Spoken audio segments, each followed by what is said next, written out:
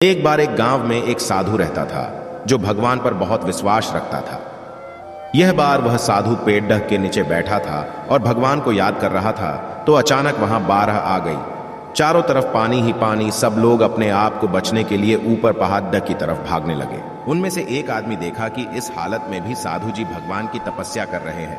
वह सोचा कि ये अपने आप को बचने के लिए कहीं जा क्यों नहीं रहे हैं, तो उसे साधु से बोला, अरे आप कहीं जा क्यों नहीं रहे हो? आप भी मेरे साथ ऊपर पहाड़ डाग की तरफ चलो, नहीं तो डूब जाओगे।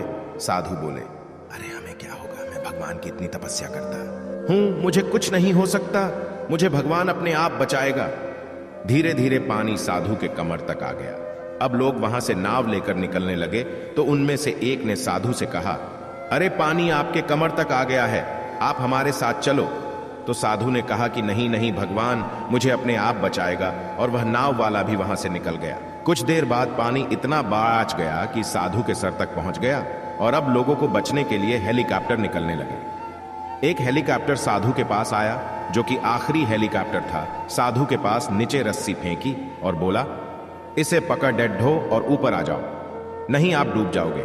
यह आखिरी हेलीकॉप्टर है और आपके पास में दूसरा कोई रास्ता नहीं है बचने के लिए। साधु ने कहा, यह रस्सी वापस ऊपर खींच लो और आप चले जाओ, मुझे भगवान के ऊपर पूरा भरोसा है, वह मुझे बचा लेगा। पानी काफी ऊपर आ गया, पैडा डूब गया और साधु की भी डूबने से मौत हो गई। मरने के बाद साधु भगवान के पास गया और बोला, हे भगवान, मैंने पूरी जिंदगी आपकी तपस्या की, मेरा सारा जीवन आपकी आराधना करने में लगा दिया, फिर भी इतने भरोसे के साथ आराधना करने में लगा दिया, फिर भी इतने भरोसे के साथ इंतजार किया कि तुम मुझे बचने आओगे, लेकिन वहां मेरी डूबकर मौत हो गई और तुम नहीं आए, ऐसा क्यों?